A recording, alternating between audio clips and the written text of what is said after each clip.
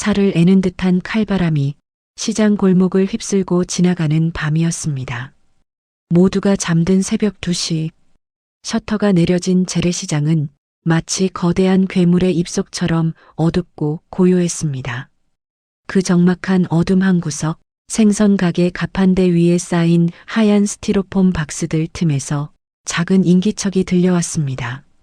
언니, 나 발가락이 너무 아파. 감각이 없어. 7살 민서의 목소리는 금방이라도 끊어질 듯 가늘게 떨리고 있었습니다. 12살 민희는 입고 있던 얇은 패딩 점퍼의 지퍼를 끝까지 올리고 동생을 자신의 품 안으로 더 깊숙이 끌어당겼습니다. 민희의 입술도 이미 보라색으로 변해 있었습니다. 하지만 언니는 울 수 없었습니다. 조금만 참아 민서야. 이모가 금방 데리러 온다고 했잖아. 우리 숨바꼭질하는 거야. 들키면 술래되는 거야. 알지? 민희는 거짓말을 했습니다. 이미 알고 있었습니다. 이모는 오지 않을 것이란 걸. 자매의 머리 위로 차가운 눈발이 하나둘 내려앉기 시작했습니다. 그 눈은 세상에 버려진 두 아이를 하얗게 지워버리려는 듯 무심하게 쏟아졌습니다. 이 두 아이는 왜 이모가 이곳에 버리고 갔을까요? 사연 시작 전 구독과 좋아요 눌러주시고 어디서 듣고 계신지 댓글 남겨주시면 그곳에 행운이 깃들기를 바라겠습니다. 시간은 거슬러 올라가 비극이 시작된 5시간 전으로 돌아갑니다. 아줌마, 여기 국밥 2그릇만 빨리 줘요. 시끌벅적한 시장통 순대 국밥집이었습니다. 저녁 장사를 하느라 분주한 상인들과 퇴근길에 소주 한 잔 걸치는 사람들로 가게 안은 발 디딜 틈이 없었습니다. 구석진 테이블에 이모 최미자와 두 자매가 앉아 있었습니다. 이모는 자꾸만 손목시계를 쳐다보며 불안한 듯 다리를 떨고 있었습니다. 이모, 나 고기 더 먹어도 돼? 아무것도 모르는 7살 민서는 입가에 국물을 잔뜩 묻힌 채 해맑게 물었습니다. 이모는 억지로 입꼬리를 올리며 대답했습니다. 그럼 많이 먹어. 우리 민서 배 터지게 먹어라. 하지만 그 눈빛은 차갑게 식어 있었습니다. 12살 민희는 숟가락을 든 채 이모의 눈치를 살폈습니다. 뭔가 이상했습니다. 엄마 아빠 장례식 때부터 챙겨온 검은색 여행 가방을 이모는 발밑에 꼭 끼고 있었습니다. 그리고 오늘따라 한 번도 사주지 않던 비싼 국밥을 사주며 자꾸만 먼 산을 바라보았습니다. 자, 다 먹었지? 이모가 자리에서 벌떡 일어났습니다. 계산대로 가서 현금을 내밀었습니다. 그리고 뒤를 돌아 아이들을 보며 말했습니다. 민희야, 민서 데리고 여기 얌전히 앉아 있어. 이모가 화장실이 너무 급해서 그래. 갔다 오는 길에 저 앞집에서 꿀호떡 사올게. 민서의 눈이 반짝거렸습니다. 우와, 호떡? 나 호떡 좋아해.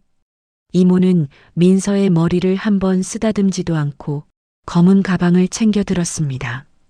그래, 호떡 사올 테니까 꼼짝 말고 있어. 이모는 급하게 가게 뒷문으로 나갔습니다. 민희는 순간 자리에서 일어나 이모를 따라가려 했습니다. 가슴이 쿵하고 내려앉는 느낌이 들었기 때문입니다. 하지만 국밥 국물을 마시는 동생을 두고 나갈 수가 없었습니다. 언니, 이모 빨리 오겠지? 민서가 웃으며 물었습니다. 민희는 주먹을 꽉 쥐고 고개를 끄덕였습니다. 응, 그럴 거야. 시간이 흘렀습니다. 30분이 지나고 1시간이 지났습니다. 북적거리던 손님들이 하나둘 빠져나가고 가게 안에는 정막이 감돌기 시작했습니다. 주인 아주머니가 행주로 식탁을 닦으며 다가왔습니다. 얘들아, 너희 보호자분은 아직이니? 이제 문 닫을 시간인데. 민희는 입술을 깨물었습니다. 조금만 더 기다려주세요. 화장실 가셨어요. 금방 오실 거예요. 하지만 주인 아주머니는 곤란한 표정으로 벽에 걸린 시계를 가리켰습니다. 밤 10시였습니다. 아이고, 이를 어쩐다. 아줌마도 이제 집에 가야 하는데. 밖에 나가서 기다려볼래? 저기 앞에서 만나기로 한 거 아니니? 더 이상 버틸 수가 없었습니다. 민희는 민서의 손을 잡고 쭈뼛거리며 가게 밖으로 나왔습니다. 안녕히 계세요. 가게 문이 닫히고 철커덕 소리와 함께 셔터가 내려갔습니다. 순식간에 세상이 어두워졌습니다. 조명 켜진 간판들이 하나둘 꺼지고 활기찼던 시장 골목은 무섭고 낯선 미로로 변해버렸습니다. 언니 무서워. 이모는? 호떡은? 민서가 울먹거리기 시작했습니다. 민희는 동생의 손을 꽉 잡았습니다. 그 작은 손에서 전해지는 온기만이 민희가 기댈 수 있는 유일한 세상이었습니다. 저기 앞에 가면 있을 거야. 이모가 길을 잃어버렸나 봐. 두 자매는 어두운 시장 골목을 걷기 시작했습니다. 비린내 나는 생선 골목을 지나고 고소한 참기름 냄새가 사라진 방앗간 골목을 지났습니다. 하지만 검은 가방을 든 이모의 모습은 어디에도 없었습니다. 밤 12시가 넘어가자 기온이 급격히 떨어졌습니다. 민서가 신고 있는 얇은 운동화로는 얼어붙은 시멘트 바닥의 냉기를 견딜 수 없었습니다. 언니, 나 다리 아파. 못 걷겠어. 민서가 자리에 주저앉았습니다. 민희는 주위를 둘러보았습니다. 바람을 피할 곳이 필요했습니다. 저 멀리 문 닫은 생선 가게 가판대 위에 하얀 스티로폼 박스들이 잔뜩 쌓여 있는 것이 보였습니다. 민서야, 저기 가자. 저기 있으면 따뜻할 거야. 민희는 동생을 업었습니다. 12살 어린 어깨에 7살 동생의 무게가 묵직하게 실렸습니다. 비틀거리며 생선 가게로 다가갔습니다. 비릿한 냄새가 코를 찔렀지만 지금은 찬 바람을 막아주는 박스 하나가 절실했습니다. 민희는 가판대 구석에 몸을 숨길 만한 공간을 찾았습니다. 깨끗해 보이는 스티로폼 박스 뚜껑 하나를 바닥에 깔고 그 위에 동생을 앉혔습니다. 그리고 다른 박스 뚜껑을 가져와 이불처럼 덮어주었습니다. 여기 있으면 산타 할아버지가 선물 주실지도 몰라. 민희가 억지로 웃으며 말했습니다. 그때였습니다. 바로 옆에 쌓여있던 거대한 박스 더미가 우르르 무너져 내렸습니다. 아이씨, 뭐야? 걸걸하고 거친 고함 소리가 새벽 시장의 정적을 깨뜨렸습니다. 박스 더미 속에서 누더기 같은 점퍼를 입은 남자가 불쑥 튀어나왔습니다.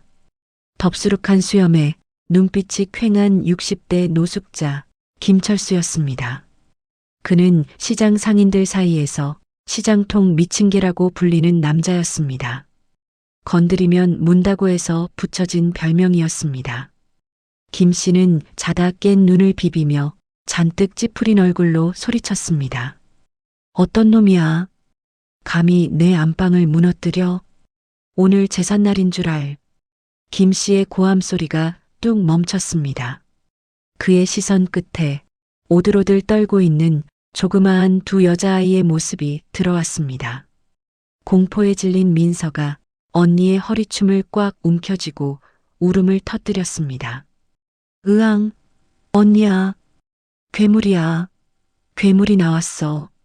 민희는 반사적으로 동생을 뒤로 숨기며 두 팔을 벌려 김 씨를 막아섰습니다. 비록 다리는 후들거리고 있었지만 눈빛만은 도끼 어린 짐승처럼 번뜩였습니다. 오지 마요. 우리 동생 건드리면 가만 안 둬요. 경찰 아저씨 부를 거예요. 김 씨가 어이없다는 듯 헛웃음을 지었습니다. 기가 차네. 야, 꼬맹이. 여긴 내 구역이야. 내가 전세 냈다고. 어디 굴러먹던 놈들이 남의 잠자리에 들어와서 행패야? 김 씨가 위협적으로 한 발자국 다가왔습니다. 민희는 질끈 눈을 감았습니다. 이대로 맞을지도 모른다고 생각했습니다. 하지만 김 씨의 발걸음이 멈췄습니다. 그의 눈이 민서의 발을 향해 있었습니다. 양말도 신지 않은 채 꺾어 신은 운동화. 그 사이로 보이는 벌겋게 부어올라 동상 기운이 보이는 작은 발 뒤꿈치. 김 씨의 미간이 깊게 구겨졌습니다.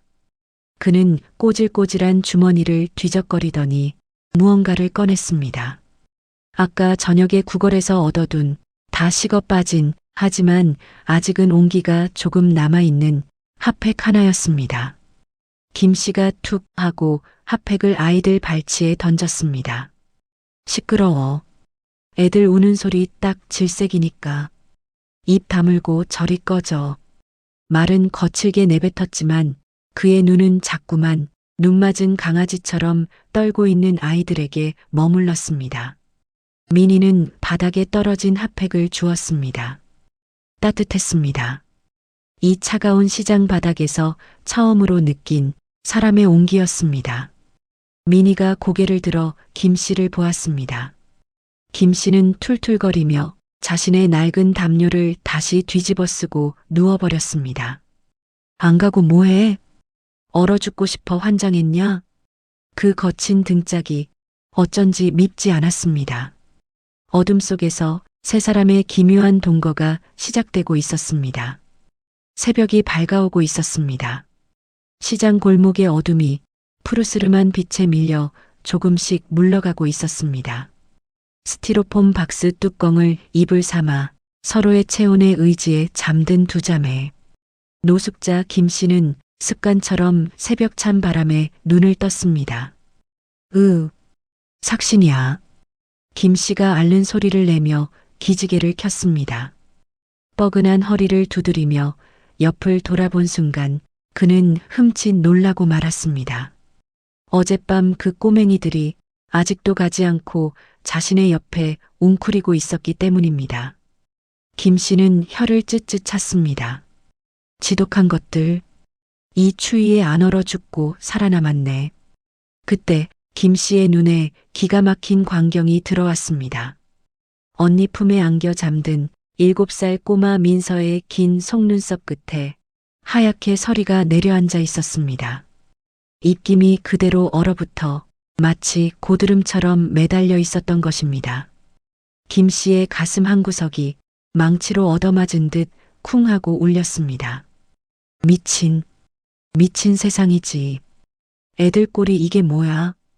김 씨는 거칠게 머리를 극적였습니다. 자신의 냄새나는 누비 점퍼를 벗어 아이들 위로 툭 던졌습니다. 그리고는 주머니를 뒤적거렸습니다. 꼬깃꼬깃한 1,000원짜리 지폐 2장과 동전 몇 개가 손에 잡혔습니다. 어제 하루 종일 시장 바닥을 기어다니며 자존심 팔아 구걸한 전 재산이었습니다. 김 씨는 잠시 돈을 내려다보더니 결심한 듯 자리를 털고 일어났습니다. 일어나. 해 중천에 떴다. 김 씨의 걸걸한 고함 소리에 민희가 화들짝 놀라 눈을 떴습니다. 동시에 품에 있던 민서도 부스스 눈을 비볐습니다. 아저씨? 민서가 잠긴 목소리로 불렀습니다. 김 씨는 대답 대신 검은 비닐봉지 하나를 툭 던져주었습니다. 봉지 안에서 달콤하고 고소한 냄새가 모락모락 피어올랐습니다. 갓 구운 붕어빵이었습니다. 먹어. 재수없게 아침부터 배에서 꼬르륵 소리 내지 말고. 아이들의 눈이 휘둥그레졌습니다. 민서는 뜨거운 줄도 모르고 붕어빵을 집어들었습니다. 우와, 붕어빵이다. 언니, 따뜻해. 민서가 허겁지겁 붕어빵을 베어 물었습니다. 단팥의 달콤함이 입안 가득 퍼지자 아이의 언뺨에 생기가 돌기 시작했습니다. 민희는 붕어빵을 손에 쥐고도 선뜻 먹지 못했습니다. 감사합니다. 근데 아저씨는요? 12살 민희는 이 거지 아저씨가 자신들의 목까지 다 내어줬다는 걸 눈치챘습니다. 김 씨가 버럭 소리를 질렀습니다. 어른 걱정하지 말고 입이나 벌려. 식으면 비린내 나서 못 먹어.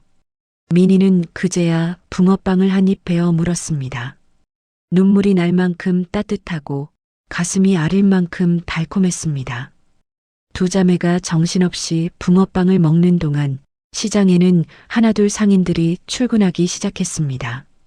셔터 올리는 소리, 오토바이 지나가는 소리가 들려왔습니다. 김 씨는 입가에 묻은 팥을 닦아내는 아이들을 보며 말했습니다. 다 먹었으면 일어나. 갈 데가 있어. 어디로 가요? 민희가 불안한 눈빛으로 물었습니다. 어디긴 어디야. 파출소지.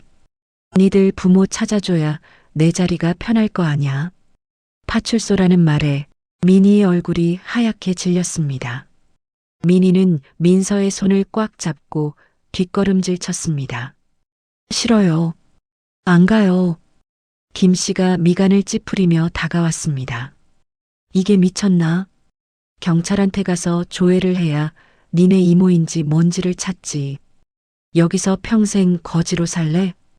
이모 안 찾을 거예요. 경찰서 가면 고아원 보낼 거잖아요. 민희가 악을 쓰며 소리쳤습니다. 이모가 떠나기 전 아이들에게 했던 말이 비수처럼 박혀 있었기 때문입니다. 너희 말 안 듣고 경찰서 가면 언니랑 동생이랑 따로따로 떨어져서 사는 거야. 다시는 못 만나. 민희는 동생과 헤어지는 것이 죽기보다 더 무서웠습니다. 안 돼요. 제발요 아저씨. 민서랑 떨어지기 싫어요. 우리 그냥 여기서 살게 해주세요. 네. 민희가 김 씨의 바짓가랑이를 붙잡고 매달렸습니다. 때 묻은 바지에 아이의 눈물 자국이 번져갔습니다. 옆에 있던 민서도 영문도 모른 채 언니를 따라 울기 시작했습니다. 할아버지, 잘못했어요. 우리 쫓아내지 마세요. 시장통 한복판에서 노숙자 한 명, 꼬마 둘이 실랑이를 벌이자 지나가던 상인들이 수군거리기 시작했습니다. 저 인간 저거 또 무슨 짓을 하는 거야? 애들 데리고 앵벌이 시키려는 거 아니여? 아침부터 재수없게 시끄럽네 진짜. 따가운 시선들이 김 씨의 등에 꽂혔습니다. 김 씨는 주먹을 꽉 쥐었습니다. 마음 같아서는 뿌리치고 도망치고 싶었습니다. 제 입 하나 건사하기도 힘든 인생이었습니다. 하지만 바짓가랑이를 잡고 있는 저 고사리 같은 손을 차마 걷어찰 수가 없었습니다. 과거 자신이 빚쟁이들에게 쫓겨 도망칠 때 마지막까지 자기를 잡았던 딸의 손길이 생각났기 때문입니다. 지키지 못해서 평생 가슴에 피멍으로 남은 그 손길이. 김 씨는 긴 한숨을 내쉬었습니다. 아오, 진짜 팔자 한 번 사납네. 김 씨가 거칠게 민희의 손을 떼어냈습니다. 그리고는 고개를 획 돌리며 소리쳤습니다. 따라와. 놓치면 니들끼리 알아서 사는 거야. 민희는 눈물을 훔칠 새도 없이 민서의 손을 잡고 김 씨의 뒤를 쫓았습니다. 김 씨가 향한 곳은 시장 가장 구석진 곳에 있는 후미진 골목이었습니다. 쓰레기 더미와 폐자재들이 쌓여 있는 곳.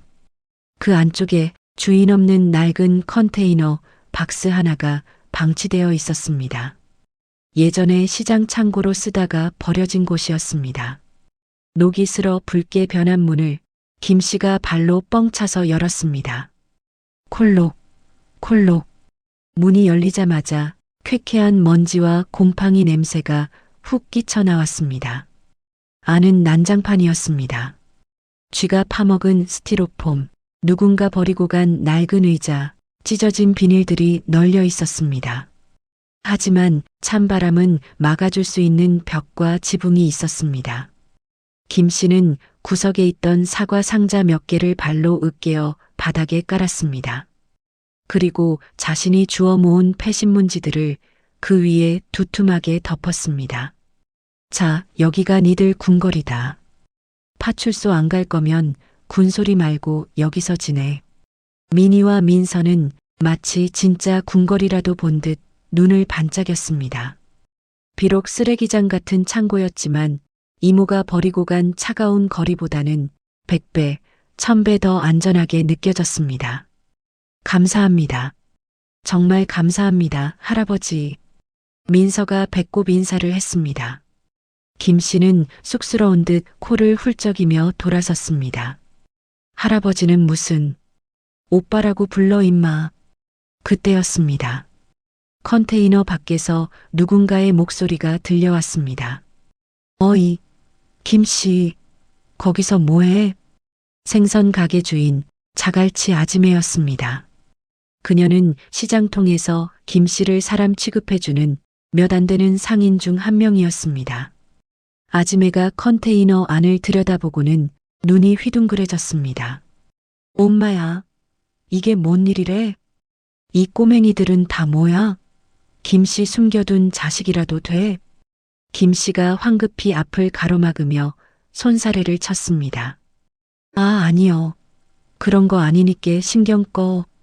하지만 자갈치 아지매의 눈은 매서웠습니다. 그녀는 꼬질꼬질한 아이들의 행색과 김 씨의 당황한 표정을 번갈아 보더니 대충 상황을 짐작한 듯 했습니다. 아지매는 들고 있던 고무대야를 내려놓았습니다. 안에는 팔다 남은 고등어 몇 마리가 들어 있었습니다. 쯧쯧, 딱하네, 딱해. 부모 잃은 애들이구만. 아지매가 김 씨에게 고등어를 내밀었습니다. 가져가서 구워 먹여. 애들 꼴이 그게 뭐야? 해골 바가지가 따로 없네. 김 씨는 머뭇거리며 고등어를 받아들었습니다. 평소 같았으면 자존심 상한다고 소리쳤을 테지만 지금은 뒤에 있는 새끼들 입이 먼저였습니다. 고마워. 나중에 갚을게. 김 씨가 기어들어가는 목소리로 말했습니다. 아지매는 피식 웃으며 돌아섰습니다. 갚기는 무슨. 술이나 작작 처먹어. 애들 앞에서 추태 부리지 말고. 그날 저녁 버려진 컨테이너 안에서 고소한 생선 굽는 냄새가 피어올랐습니다. 김 씨는 시장 바닥에서 주워온 찌그러진 냄비에 밥을 하고 모닥불 위에 석쇠를 올려 고등어를 구웠습니다. 지글지글 고등어 기름이 숯불에 떨어지며 타닥타닥 소리를 냈습니다. 민서가 침을 꿀꺽 삼키며 젓가락을 들고 기다렸습니다. 자, 먹어라. 김 씨가 잘 구워진 고등어 살을 크게 발라 민서의 밥숟가락 위에 올려주었습니다. 하얀 쌀밥 위에 놓인 노릇한 고등어 한 점. 그것은 세상 어떤 진수성찬보다도 먹음직스러웠습니다. 민서가 입을 크게 벌리고 밥을 받아 먹었습니다. 맛있다. 진짜 맛있다. 아이가 오물오물 씹는 모습만 봐도 김 씨는 이상하게 배가 불렀습니다. 민희도 조심스럽게 숟가락을 들었습니다. 오랜만에 먹어보는 따뜻한 밥이었습니다. 목구멍으로 뜨거운 밥알이 넘어가자 참았던 눈물이 왈칵 쏟아졌습니다. 울지 마라. 밥 먹을 때 울면 복 달아난다. 김 씨가 무심하게 툭 내뱉었습니다. 그리고는 슬그머니 가시를 발라낸 생선살을 민희의 밥그릇에도 얹어주었습니다. 많이 먹고 살아남아라. 이 지독한 시장 바닥에서 살아남으려면 배에 기름칠이라도 해야 힘을 쓸 거 아냐. 민희는 눈물을 밥과 함께 삼키며 고개를 끄덕였습니다. 밖에는 다시 눈보라가 치기 시작했습니다. 바람소리가 윙윙거리며 컨테이너 벽을 때렸습니다. 하지만 사과 상자를 깐 바닥은 생각보다 푹신했고 폐신문지를 덮은 이불은 생각보다 따뜻했습니다. 그리고 무엇보다 자신들을 지켜주는 든든한 등이 그곳에 있었습니다. 노숙자 김 씨, 시장통 미친 개. 그날 밤부터 자매에게 그는 아빠가 되었습니다. 비록 피 한 방울 섞이지 않았지만 세상 그 누구보다 진하고 따뜻한 가짜 아빠가 생긴 것이었습니다. 사과 상자 속의 새빵살이. 그렇게 세 사람의 기적 같은 가족사가 시장의 가장 낮은 곳에서 시작되고 있었습니다. 시간은 쏜살같이 흘러갔습니다. 어느덧 7년이라는 세월이 시장통 골목을 스치고 지나갔습니다. 12살이던 민희는 어느새 19살 고3 수험생이 되었고 7살 꼬마였던 민서는 중학교에 입학해 교복을 입게 되었습니다. 낡은 컨테이너 박스는 여전했지만 그 안의 풍경은 많이 달라져 있었습니다. 사과 상자를 엎어 만든 책상 위에는 문제집들이 산더미처럼 쌓여 있었고 벽에는 서울대 합격이라는 글귀가 민희의 단정한 글씨체로 붙어 있었습니다. 언니, 다녀오겠습니다. 민서가 씩씩하게 인사하며 문을 나섰습니다. 민희도 가방을 챙겨 들었습니다. 그때 구석에서 자고 있던 김 씨가 부스스 일어났습니다. 그의 머리카락은 7년 전보다 훨씬 더 희끗해져 있었고 얼굴에는 깊은 주름이 패어 있었습니다. 어이, 큰딸. 오늘 모의고사 보는 날이라며? 김 씨가 주머니에서 꼬깃꼬깃한 10,000원짜리 한 장을 꺼냈습니다. 끝나고 맛있는 거 사 먹어. 동생이랑 떡볶이도 좀 사 먹고. 새벽부터 남의 가게 배달 일을 뛰고 받은 피 같은 돈이었습니다. 민희는 그 돈을 보고 잠시 머뭇거리다 손을 저었습니다. 됐어, 아빠. 나 돈 있어. 아빠 담배나 사 피워. 쓱. 주는 대로 받아. 아빠가 주면 네, 감사합니다 하고 받는 거야. 김 씨가 억지로 교복 주머니에 돈을 찔러 넣었습니다. 민희의 교복에서는 희미하게나마 짠내와 비린내가 배어 있었습니다. 섬유유연제를 아무리 많이 넣어도 시장통 컨테이너 생활 7년의 냄새는 쉽게 지워지지 않았습니다. 민희는 학교에 도착했습니다. 교실 문을 열자마자 아이들의 시선이 쏟아졌습니다. 민희가 자리에 앉자 뒷자리에 앉은 여학생들이 코를 막으며 수군거렸습니다. 야, 쟤 왔어. 아, 진짜 냄새나지 않냐? 생선 썩은 냄새 같아. 쟤네 아빠가 그 시장통 미친 개라며? 노숙자. 아이들의 목소리는 민희가 들으라는 듯 일부러 컸습니다. 하지만 민희는 표정 하나 변하지 않았습니다. 그저 묵묵히 영어 단어장을 꺼내 들었습니다. 상관없어. 너희가 떠들든 말든. 나는 여기서 나갈 거야. 반드시 성공해서 우리 아빠 호강시켜 줄 거야. 민희는 독하게 공부했습니다. 쉬는 시간에도 점심시간에도 심지어 화장실에 갈 때도 손에서 책을 놓지 않았습니다. 그 결과 민희는 전교 1등을 한 번도 놓치지 않았습니다. 선생님들도 혀를 내두를 정도였습니다. 강민희, 이번에도 수석이다. 서울대는 문제없겠어. 담임 선생님의 칭찬에도 민희는 웃지 않았습니다. 그녀의 머릿속에는 오직 하나, 돈 걱정뿐이었기 때문입니다. 며칠 뒤 수시 합격자 발표가 났습니다. 합격 서울대학교 법과대학. 민희는 컴퓨터 화면을 보고 멍하니 앉아 있었습니다. 꿈에 그리던 합격이었습니다. 아빠가 그토록 원하던 결과였습니다. 하지만 기쁨보다 먼저 찾아온 것은 절망이었습니다. 화면 아래 적힌 등록금 고지서의 금액, 그리고 당장 내야 하는 입학금. 그 액수는 시장통에서 하루 벌어 하루 먹고 사는 그들에게는 천문학적인 숫자나 다름없었습니다. 그날 밤, 민희는 합격 통지서를 가방 깊숙이 숨기고 집으로 돌아왔습니다. 김 씨는 여느 때처럼 좁은 부엌에서 김치찌개를 끓이고 있었습니다. 왔냐? 밥 먹자. 오늘 돼지고기 넣었다. 김 씨가 해벌쭉 웃으며 밥상을 차렸습니다. 민희는 숟가락을 들었지만 도무지 밥이 넘어가지 않았습니다. 아빠. 민희가 숟가락을 내려놓으며 불렀습니다. 응? 왜 맛이 없냐? 나 대학 안 갈래. 김 씨의 숟가락이 허공에서 멈췄습니다. 뭐? 대학 안 간다고. 그냥 졸업하고 바로 취직할래. 앞집 생선 가게 아줌마가 알바 자리 소개해줬어. 돈 많이 준대. 민희는 짐짓 아무렇지 않은 척 말했습니다. 대학 나와봤자 취직도 안 된대. 그냥 돈 버는 게. 야, 이 미친년아. 와장창. 김 씨가 밥상을 엎어버렸습니다. 뜨거운 김치찌개 국물이 바닥에 쏟아졌습니다. 구석에서 숙제를 하던 민서가 비명을 지르며 웅크렸습니다. 김 씨의 얼굴이 불그락푸르락해졌습니다. 목에는 핏대가 섰습니다. 너 지금 뭐라고 했어? 대학을 안 가? 생선 가게? 현실을 좀 봐, 아빠. 민희도 지지 않고 소리쳤습니다. 참았던 눈물이 터져 나왔습니다. 등록금이 얼마인 줄 알아? 우리 형편에 무슨 서울대야. 아빠 등골 그만 빼먹고 싶다고.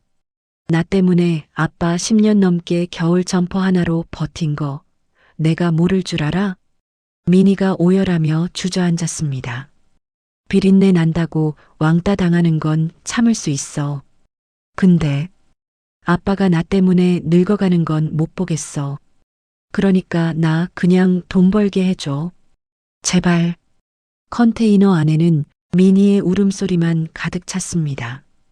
김 씨는 거친 숨을 몰아쉬며 떨리는 손으로 담배를 찾으려다 멈췄습니다. 그는 담배 대신 장롱 깊숙한 곳을 뒤적거렸습니다. 그리고는 낡은 신문지에 똘똘 말린 무언가를 꺼내 민희 앞에 툭 던졌습니다. 봐. 민희는 눈물을 훔치며 그것을 집어들었습니다. 누렇게 변한 통장 하나였습니다. 떨리는 손으로 통장을 펼쳤습니다. 첫 페이지부터 빼곡하게 찍힌 숫자들. 1만 원 폐지, 3만 원 배달, 5천 원 막노동, 10원 한 장 허투루 쓰지 않고 매일매일 지독하게 모아온 기록들이었습니다. 마지막 페이지에 찍힌 잔액은 2,500만 원. 등록금은 물론이고 입학금, 교재비, 생활비까지 하고도 남을 큰 돈이었습니다. 아빠, 이 돈이 다 어디서? 김 씨가 털썩 자리에 앉으며 말했습니다. 니들 죽고 나서 술 끊었다. 담배도 끊었다. 시장에서 남들이 버린 옷 주워 입고 식당에서 남은 밥 얻어먹으면서 모았다. 김 씨의 목소리가 조금 떨렸습니다. 내가 왜 그랬는지 아냐? 내 새끼들. 거지 자식 소리 안 듣게 하려고. 돈 없어서 공부 못했다는 소리. 죽어도 안 듣게 하려고. 김 씨가 투박한 손으로 민희의 눈물을 닦아주었습니다.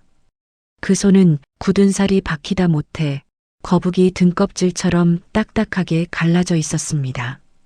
시장의 온갖 험한 일을 도맡아 하며 손톱이 다 빠지고 뭉개진 손이었습니다. 민희야, 아빠 꿈이 뭔지 아냐? 대통령도 아니고 부자도 아니여. 그냥 네가 저기 서울대 정문으로 보란 듯이 걸어 들어가는 거. 그거 하나 보고 살았다. 이놈아. 그러니까 돈 걱정은 아비가 한다. 너는 팬대만 굴려. 알았어? 민희는 통장을 가슴에 품고 김 씨의 무릎에 얼굴을 묻었습니다. 아빠, 미안해. 정말 미안해. 고마워요. 그날 밤 부녀는 식어 빠진 김치찌개를 치우지도 못하고 서로를 부둥켜 안고 한참을 울었습니다. 그리고 며칠 뒤 졸업식 날이 되었습니다. 아침부터 봄비가 추적추적 내리고 있었습니다. 민희는 졸업 가운을 입고 강당에 앉아 있었습니다. 주변 친구들은 부모님과 함께 꽃다발을 들고 사진을 찍느라 바빴습니다. 야, 강민희. 너네 부모님은 안 오시냐? 평소 민희를 괴롭히던 반장이 비꼬듯 물었습니다. 아, 맞다. 너네 아빠 그 거지 아저씨지? 냄새나서 학교 못 오시나 보다. 아이들이 킥킥거렸습니다. 민희는 주먹을 꽉 쥐었습니다. 함부로 말하지 마. 민희가 쏘아붙이려는 찰나 강당 뒷문이 열리고 누군가 들어왔습니다. 낡은 양복을 입은 남자였습니다. 어디서 주워 입었는지 사이즈가 커서 헐렁했고 유행 지난 넥타이는 삐뚤어져 있었습니다. 구두는 흙투성이었습니다. 하지만 한 손에는 시장에서 제일 크고 화려한 꽃다발을 들고 있었습니다. 김 씨였습니다. 김 씨는 쭈뼛거리며 안으로 들어오지 못하고 문가에 서서 두리번거렸습니다. 자신의 초라한 행색이 딸에게 누가 될까봐 차마 다가오지 못하는 것이었습니다. 아이들이 수군거리기 시작했습니다. 헐, 저 아저씨 뭐야? 진짜 왔네? 냄새나는 거 아냐? 그때였습니다. 미니가 자리에서 벌떡 일어났습니다. 그리고는 망설임 없이 강당 뒤쪽을 향해 달리기 시작했습니다. 아빠, 미니의 목소리가 강당에 울려 퍼졌습니다. 김 씨가 놀라서 뒷걸음질 쳤습니다. 오지 마. 미니야. 아빠 냄새나. 저기 가서 친구들이랑 사진 찍어. 하지만 미니는 멈추지 않았습니다. 달려가서 김 씨의 품에 와락 안겼습니다. 흑투성이 양복에서도 여전히 시장통 냄새가 났습니다. 비릿한 생선 냄새, 퀴퀴한 곰팡이 냄새. 하지만 미니에게는 그것이 세상에서 가장 자랑스러운 냄새였습니다.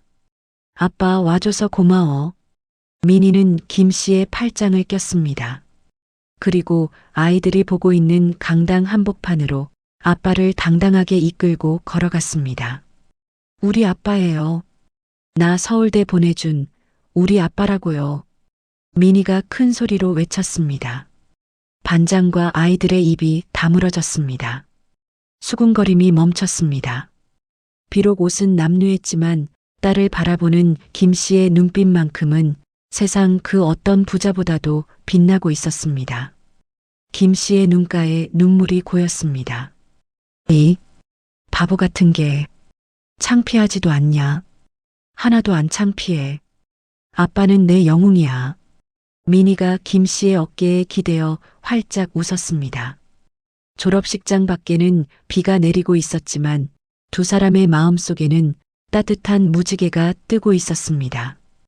비린내 나는 교복을 벗고 이제 더 넓은 세상으로 나아갈 준비를 마친 아름다운 부녀의 모습이었습니다.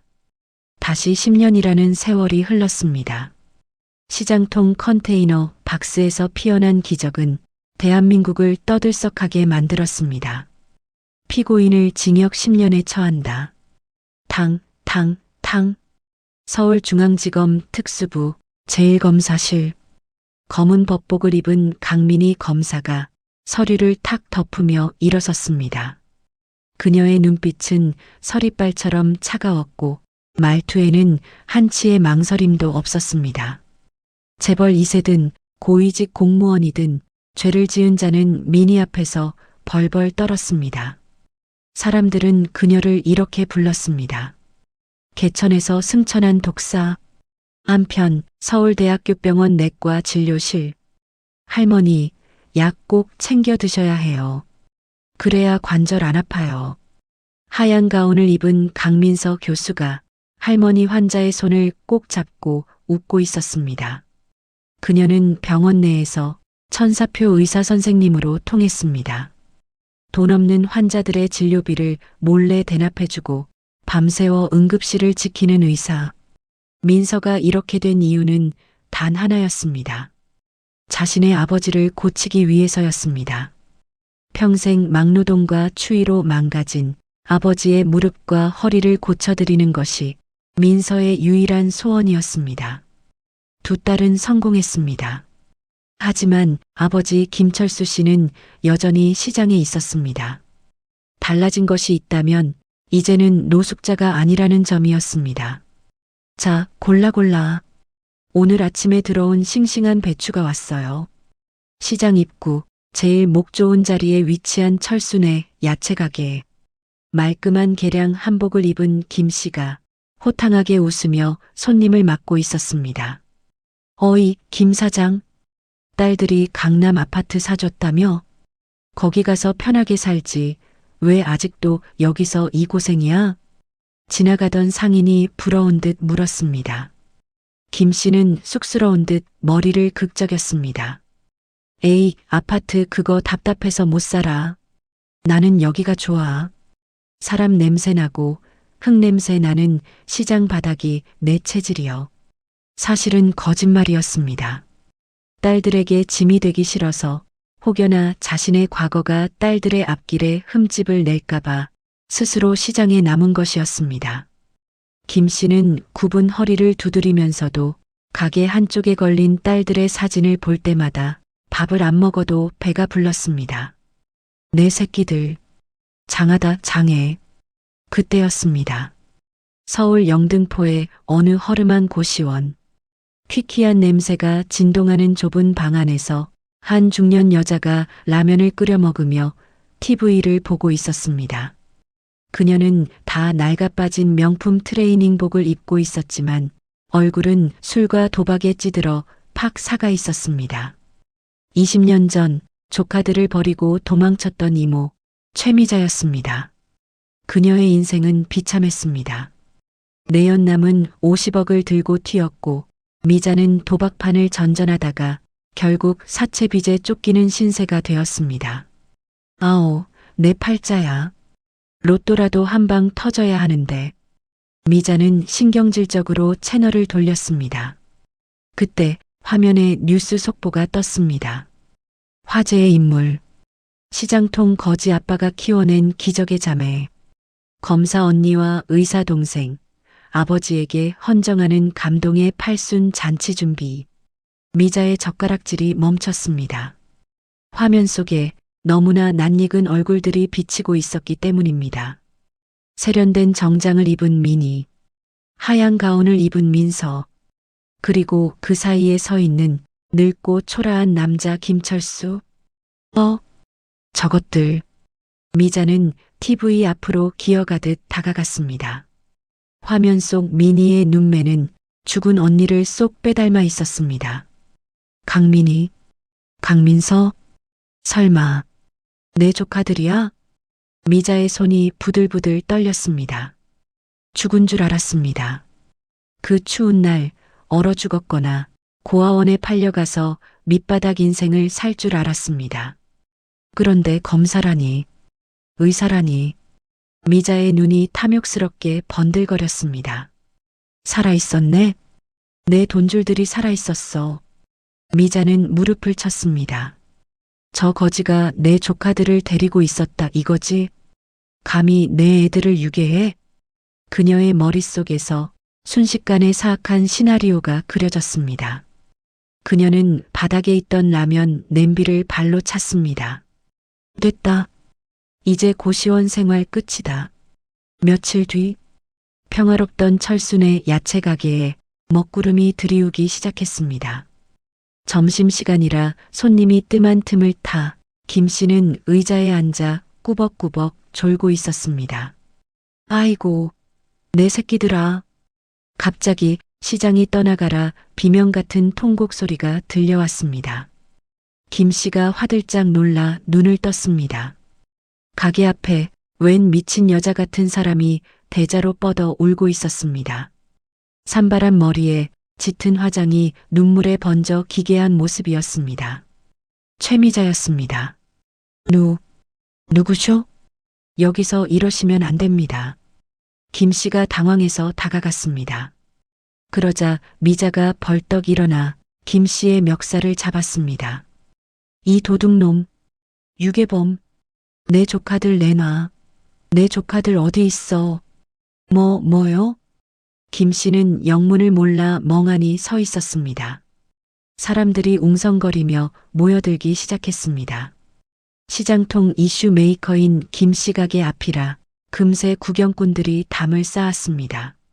미자는 사람들이 모이자 더욱 크게 악을 썼습니다. 여러분, 제 말 좀 들어보세요. 저 인간이 20년 전에 우리 조카들을 훔쳐갔어요. 제가 화장실 간 사이에 애들을 납치해서 앵벌이 시키고 노동 착취하고 제가 얼마나 찾아 헤맸는데 사람들이 수군거리기 시작했습니다. 뭐야? 김 사장이 유괴범이라고? 에이 설마. 김 씨가 그럴 사람이 아닌데. 아냐, 옛날에 노숙자였잖아. 혹시 몰라.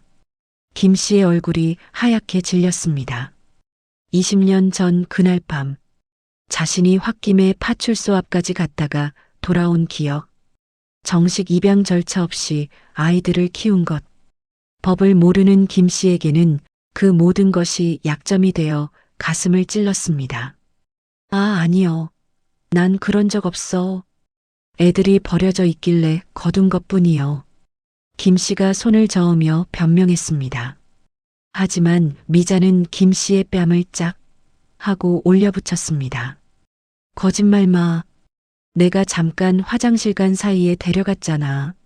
내 조카들이 검사되고 의사 되니까 이제 와서 아빠 노릇하려고? 이 파렴치한 인간아. 미자의 연기는 완벽했습니다. 그녀는 바닥에 주저앉아 오열했습니다. 민희야, 민서야, 이모가 왔다.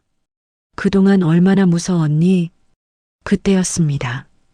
인파를 헤치고 검은색 세단 한 대가 가게 앞에 멈춰 섰습니다.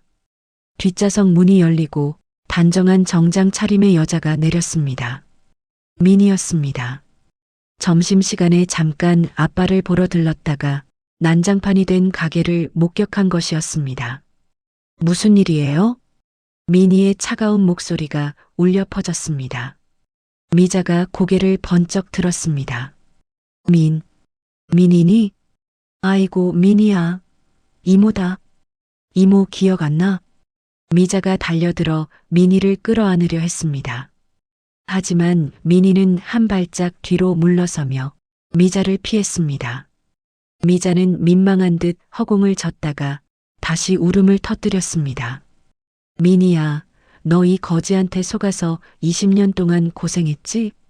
이모가 널 구하러 왔어. 이제 집에 가자. 응? 민희는 아무런 표정 없이 바닥에 주저앉은 미자를 내려다보았습니다. 그리고 시선을 돌려 한쪽 구석에서 벌벌 떨고 있는 김 씨를 보았습니다. 김 씨는 고개를 숙인 채 딸의 눈을 마주치지 못하고 있었습니다.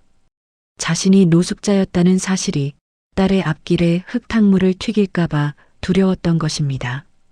민희야, 미안하다. 아빠가 죄인이다.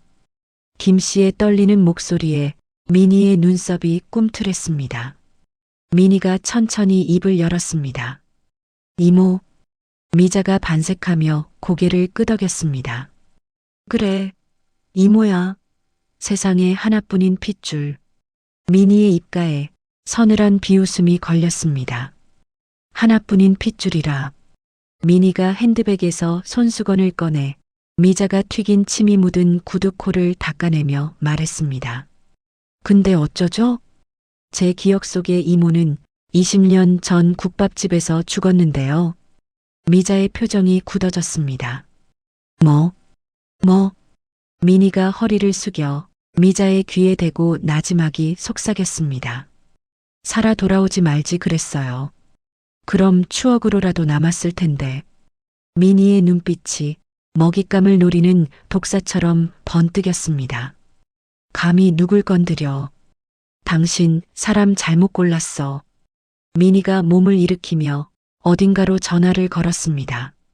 네, 강민희 검사입니다. 지금 영등포 시장으로 순찰차 2대 보내세요. 업무 방해 및 허위 사실 유포 현행범이 있습니다. 미자의 얼굴이 사색이 되었습니다. 너 지금 뭐 하는 거야? 내가 이모라니까. 법정 가서 얘기하시죠. 민희는 싸늘하게 대꾸하고는 김 씨에게 다가갔습니다. 그리고 흙먼지 묻은 김 씨의 옷을 털어주며 다정하게 말했습니다. 아빠 놀랐지? 오늘 가게 일찍 닫자. 민서 병원 가서 갈비탕이나 먹으러 가요. 김 씨는 어안이 벙벙해서 딸을 바라보았습니다. 그래도 되냐? 저 여자가 네 이모라는데. 아빠. 민희가 김 씨의 거친 손을 꽉 잡았습니다. 내 가족은 아빠뿐이야. 누가 뭐래도.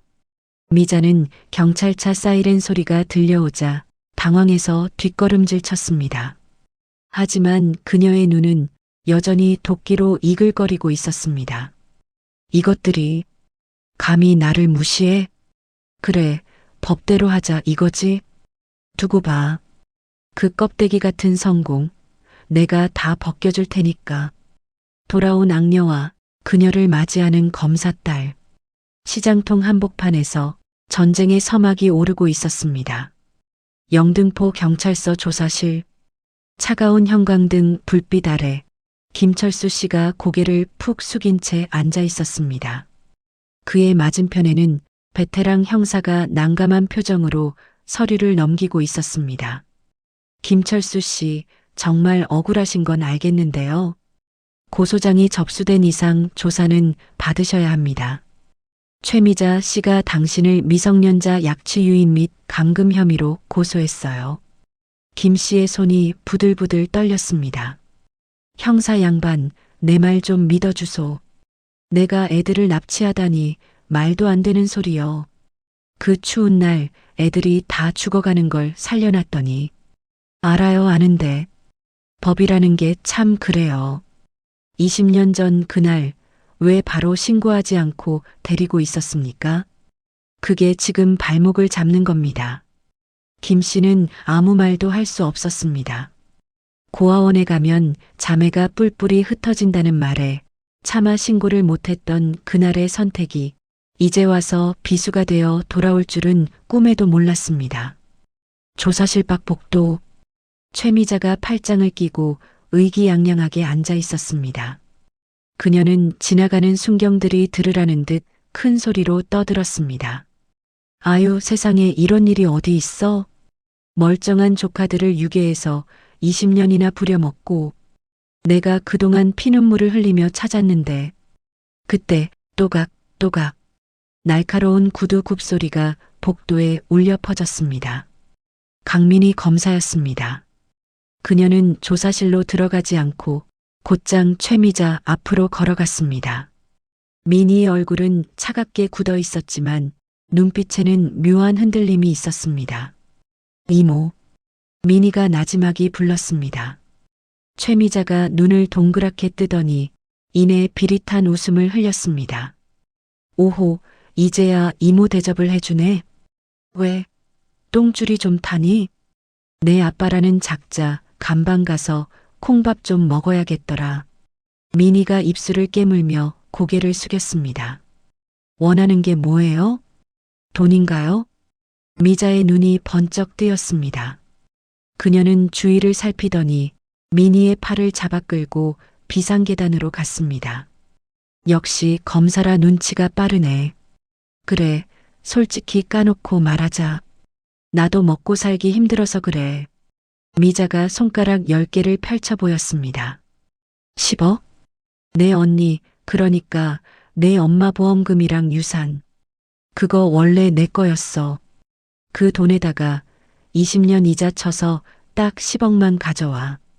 그러면 고소 취하해 줄게. 내 아비인지 뭔지 아는 그 거지 영감탱이 감방 안 가게 해준다고. 민희는 믿을 수 없다는 표정으로 물었습니다. 정말 돈 때문이었어요? 우리를 버린 것도 지금 나타난 것도? 아, 귀찮게 과거 얘기는 뭐하러 해. 그래서 줄 거야, 말 거야? 안 주면 내 아빠는 유괴범으로 감옥 가고 현직 검사 아버지가 유괴범이라는 기사 나면 너도 옷 벗어야 할걸. 미자의 협박은 치졸하고 강력했습니다. 민희는 한참을 망설이는 듯 하더니 떨리는 목소리로 대답했습니다. 알겠어요. 준비할게요. 대신 시간이 좀 필요해요. 오케이. 역시 우리 똑똑한 조카님. 사흘 준다. 현금으로 준비해. 미자는 콧노래를 부르며 경찰서를 나갔습니다. 그 뒷모습을 바라보는 민희의 눈빛이 순식간에 싸늘하게 변했습니다.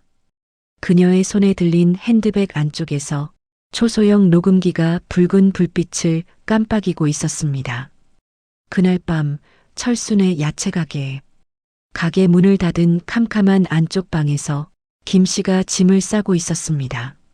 낡은 가방에 옷가지 몇 개를 쑤셔 넣는 그의 손이 자꾸만 미끄러졌습니다. 아빠, 지금 뭐해? 민서가 들어와 놀라서 물었습니다. 김 씨는 민서의 눈을 피하며 신발을 신었습니다. 민서야, 아빠가 잠시 여행 좀 다녀오마. 시골에 아는 형님이 있는데 거기 좀 가 있으려고. 거짓말 마. 이모 때문에 도망가는 거잖아. 가지마, 아빠. 우리가 해결할 수 있어. 민서가 김 씨의 가방을 뺏으며 울음을 터뜨렸습니다. 민서야, 제발. 아빠가 있으면 너희들 앞길만 막혀.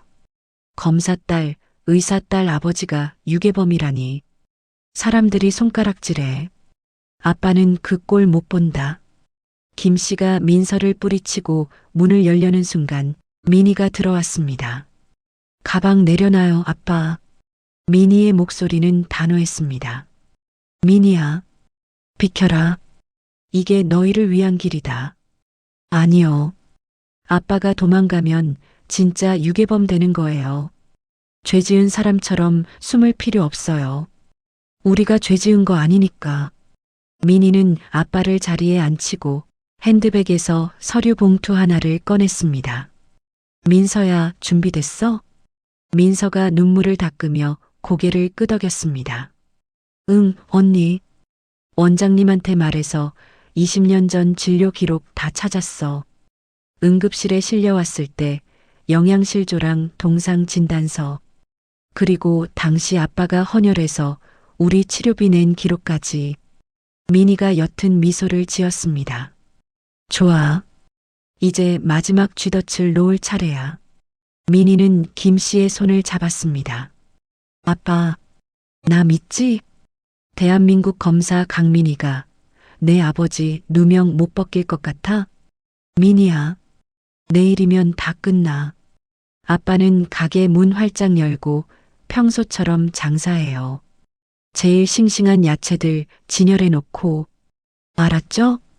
김 씨는 딸의 당찬 눈빛을 보며 떨리는 고개를 끄덕였습니다.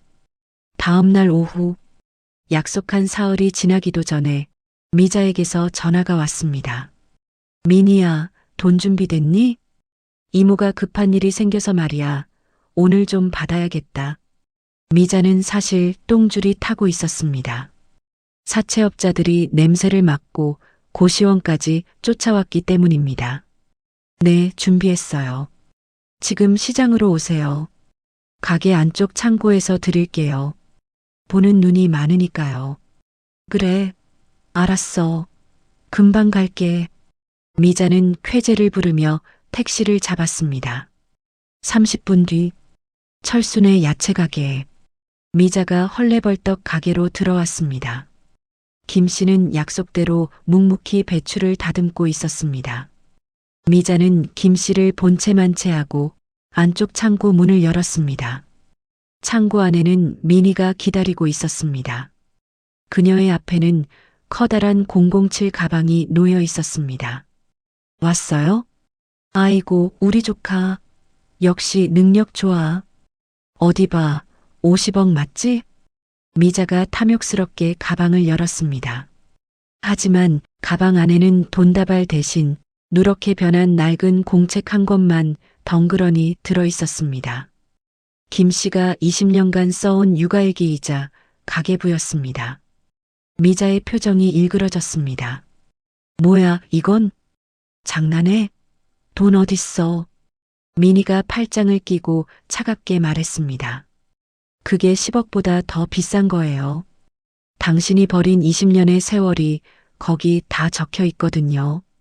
이 미친년이 지금 나랑 해보자는 거야?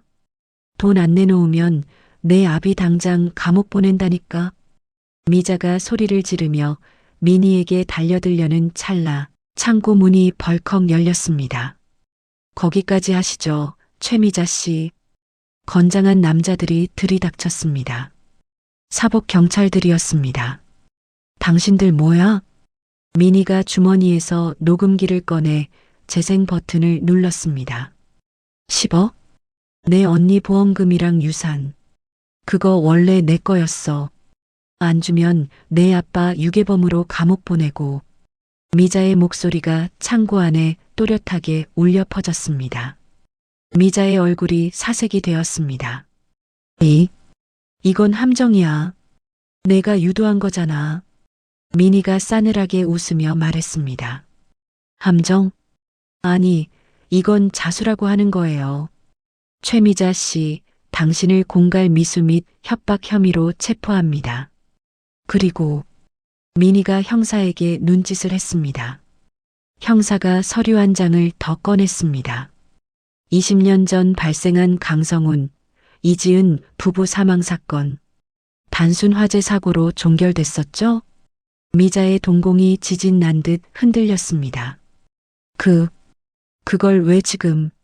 재수사 들어갔습니다. 당신 내연남이 어제 필리핀에서 검거됐거든요. 한국으로 송환되자마자 아주 술술 불던데요. 최미자 씨가 시켜서 방화 저지른 거라고. 말도 안 돼. 그 인간이 배신을. 미자는 다리에 힘이 풀려 주저앉았습니다. 단순히 돈 좀 뜯어내려다 살인 교사 혐의까지 드러나게 생긴 것입니다. 당신은 끝났어. 10억? 감옥에서 평생 썩으면서 죗값이나 치러. 민희의 섯을 펄어 일갈에 미자는 바들바들 떨며 아무 말도 하지 못했습니다. 경찰들이 미자의 양팔을 잡고 일으켜 세웠습니다. 수갑이 채워졌습니다. 철컥. 차가운 금소금이 시장 창고에 울렸습니다. 가게방 김 씨는 멍하니 창고 쪽을 바라보고 있었습니다. 경찰에 연행되어 나오는 미자의 모습, 그리고 그 뒤를 따라 나오는 당당한 딸 민희의 모습. 민희가 아빠에게 다가왔습니다. 아빠, 다 끝났어. 이제 아무도 아빠 못 괴롭혀. 김 씨의 눈에서 참았던 눈물이 주르륵 흘러내렸습니다.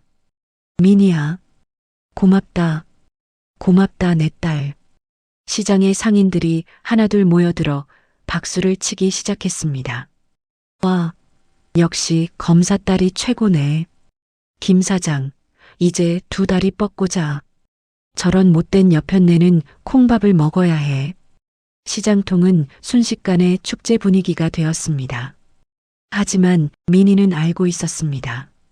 아직 하나가 더 남았다는 것을. 법정에서 완벽하게 승리하여 아빠의 명예를 세상에 드높이는 일. 그것이 마지막 효도였습니다. 아빠, 내일 재판 알지? 가장 멋있는 양복 입고 와. 우리 아빠가 세상에서 제일 훌륭한 사람이라는 거 내가 증명할 거니까. 민희는 김 씨의 투박한 손을 잡고 환하게 웃어 보였습니다. 어둠이 걷히고 시장에 따뜻한 햇살이 쏟아지고 있었습니다. 마지막 결전을 앞둔 폭풍전야. 하지만 그 바람은 더 이상 차갑지 않았습니다. 이제 진짜 축배를 들 시간이 다가오고 있었습니다. 다음 날 서울중앙지방법원 제1형사부 법정. 엄숙한 공기가 흐르는 법정 안은 방청객들로 가득 차 있었습니다. 시장 상인들이 가게 문까지 닫고 단체로 몰려왔기 때문입니다. 피고인석에는 최미자가 수의를 입고 앉아 있었습니다. 며칠 사이 10년은 늙어버린 듯한 몰골이었습니다. 하지만 그녀는 여전히 고개를 뻣뻣하게 들고 있었습니다. 존경하는 재판장님, 저는 억울합니다. 조카들이 보고 싶어서 찾아갔을 뿐입니다. 저 거지가 아이들을 세뇌시킨 겁니다. 최미자가 악을 쓰며 소리쳤습니다. 판사가 미간을 찌푸리며 의사봉을 두드렸습니다. 피고인 정숙하세요. 검사 측 최후 변론하십시오. 검사석에 앉아있던 강민희가 천천히 일어났습니다. 그녀의 눈빛은 흔들림 없이 피고인을 향해 있었습니다. 민희는 마이크 앞에 서서 방청석 맨 앞줄에 앉아있는 아버지를 잠시 바라보았습니다. 김철수 씨는 낡은 양복을 입고 두 손을 꽉 모은 채 떨고 있었습니다. 자신 때문에 딸에게 해가 될까봐 숨소리조차 크게 내지 못하고 있었습니다. 민희가 입을 열었습니다. 재판장님, 피고인 최미자는 혈연을 주장합니다. 자신이 이모라는 이유 하나만으로 지난 20년의 세월을 돈으로 환산하려 합니다. 하지만 가족이란 무엇입니까? 단지 피가 섞였다고 가족입니까? 민희가 증거물 테이블로 걸어갔습니다. 그리고 낡고 너덜너덜해진 공책 한 권을 집어들었습니다. 지난번 이모가 10억이 든 가방인 줄 알고 열었다가 무시했던 바로 그 김 씨의 육아일기였습니다. 여기 증거물 제1호를 제출합니다. 이것은 피해자 김철수 씨가 지난 20년간 아이들을 키우며 매일 밤 기록한 가계부이자 일기입니다. 민희가 공책을 펼쳐 떨리는 목소리로 한 페이지를 읽어 내려갔습니다. 2006년 12월 24일. 눈이 많이 온다. 민서가 감기에 걸려 열이 펄펄 끓는다. 약국 가서 해열제를 샀다. 3,000원. 돈이 모자라 오늘 내 저녁은 굶었다. 배는 고픈데 애가 아픈 것보단 낫다. 제발 아프지 마라. 못난 애비가 미안하다. 법정 안에 정적이 흘렀습니다. 민희가 한 장을 더 넘겼습니다. 2010년 5월 5일 어린이날. 민희가 학교에서 기죽을까봐 시장에서 제일 예쁜 운동화를 사줬다. 2만 원. 나는 구멍난 양말을 기워 신었다. 그래도 내 새끼 발에 새 신발 신기니 내가 새 신을 신은 것 마냥 날아갈 것 같다. 방청석 곳곳에서 훌쩍이는 소리가 들려왔습니다. 시장 상인들은 손수건으로 눈물을 훔쳤습니다. 민희는 공책을 덮고 피고인 최미자를 노려보았습니다. 피고인이 50억 유산을 들고 도망쳐 호의호식할 때 저기 앉은 김철수 씨는 자신의 끼니를 굶어가며 아이들에게 약을 먹이고 옷을 입혔습니다. 피고인은 50억을 훔쳤지만 김철수 씨는 500원짜리 동전을 모아 버려진 아이들을 50억짜리 사람보다 더 귀하게 키워냈습니다. 민희의 목소리가 법정을 울렸습니다. 누가 진짜 부모입니까? 누가 진짜 가족입니까? 본 검사는 살인교사, 방화, 미성년자 약취 유인, 공갈 미수 혐의를 받는 피고인에게 법이 허용하는 최고의 중형인 무기징역을 구형합니다. 법정 안이 술렁거렸습니다. 최미자의 얼굴이 하얗게 질렸습니다. 무기징역? 안 돼. 난 억울해. 내가 이모인데, 내가 핏줄인데. 판사가 선고문을 읽어 내려갔습니다. 주문. 피고인 최미자를 무기징역에 처한다. 피고인은 반성의 기미가 전혀 없으며 탕. 판결이 확정되는 순간 최미자는 바닥에 주저앉아 비명을 질렀습니다. 안 돼. 이거 나. 민희야. 민서야. 한 번만 봐줘. 교도관들이 최미자의 양팔을 잡고 끌고 나갔습니다. 그녀의 절규는 닫히는 문 뒤로 사라졌습니다. 재판이 끝났습니다. 긴장이 풀린 탓일까요? 방청석에 앉아있던 김 씨의 몸이 휘청거렸습니다. 아빠. 옆에 있던 민서가 재빨리 아빠를 부축했습니다. 민희도 검사석에서 뛰쳐나왔습니다. 세 사람은 법정 한복판에서 서로를 끌어안았습니다. 아빠 봤지? 이겼어. 우리가 이겼어. 김 씨는 딸들의 품에 안겨 어린아이처럼 엉엉 소리내어 울었습니다. 고맙다. 고맙다. 이 못난 걸 압이라고. 지켜줘서 고맙다. 무슨 소리야. 아빠가 우리 지켜준 거지. 민서가 아빠의 눈물을 닦아주었습니다. 그때 방청석에 있던 시장 상인들이 일제히 박수를 치기 시작했습니다. 와, 김 사장 만세. 우리 시장통의 영웅이다. 민희, 민서 최고다. 우레와 같은 함성이 법정을 가득 채웠습니다. 그것은 세상 그 어떤 칭송보다도 뜨거운 찬사였습니다. 일주일 뒤 영등포 재래시장.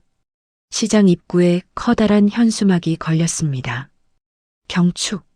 김철수 사장님 무죄 판결. 팔순 잔치. 시장 골목 한가운데에 긴 테이블이 깔렸습니다. 상인들이 십시일반으로 음식을 준비했습니다. 산더미처럼 쌓인 잔치 국수, 김이 모락모락 나는 돼지 수육, 각종 전과 떡이 상다리가 부러지게 차려졌습니다. 김 씨는 시장 사람들 틈에 섞여 연신 싱글벙글 웃고 있었습니다. 오늘의 주인공답게 자매가 선물한 빳빳한 새 양복을 입고 가슴에는 카네이션 코사지를 달고 있었습니다. 김 씨, 아니, 김 사장님, 이제 진짜 용됐네, 용됐어. 자갈치 아지매가 막걸리 잔을 건네며 농담을 던졌습니다. 아, 거참 쑥스럽게. 다 우리 딸들 덕분이지 뭐. 김 씨가 너스레를 떨며 잔을 받았습니다. 그때 민희와 민서가 마이크를 잡고 단상 앞으로 나왔습니다. 시장이 조용해졌습니다. 여러분 와주셔서 감사합니다. 오늘 이 자리는 저희 아빠의 팔순 잔치이자 지난 20년 저희를 함께 키워주신 시장 상인 여러분께 드리는 감사 인사입니다. 민희가 씩씩하게 말했습니다. 맞아요. 저희가 배고플 때 떡 주신 떡집 할머니, 교복 찢어졌을 때 꿰매주신 수선집 아저씨, 생선 챙겨주신 자갈치 아줌마. 모두가 저희의 부모님이셨어요. 민서가 울먹이며 덧붙였습니다. 상인들의 눈시울이 붉어졌습니다.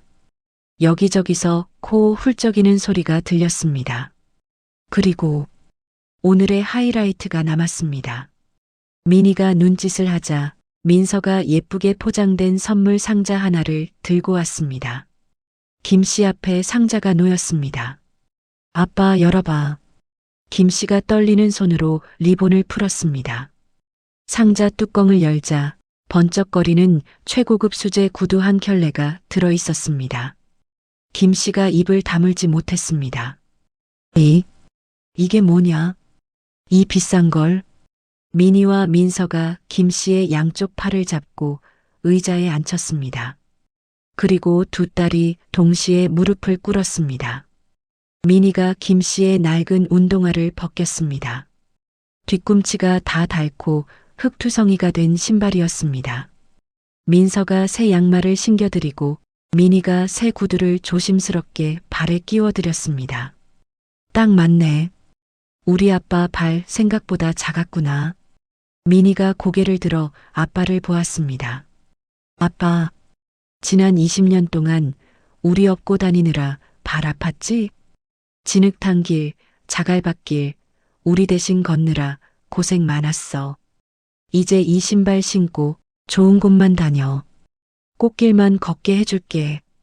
김 씨는 말을 잇지 못하고 딸들의 머리를 쓰다듬었습니다. 그의 투박한 손길에서 지난 세월의 고단함과 사랑이 고스란히 전해졌습니다. 고맙다. 내 새끼들. 거지 아빠를 이렇게 호강시켜줘서. 거지 아빠 아니야. 세상에서 제일 멋진 우리 아빠야. 자매가 김 씨의 품에 와락 안겼습니다.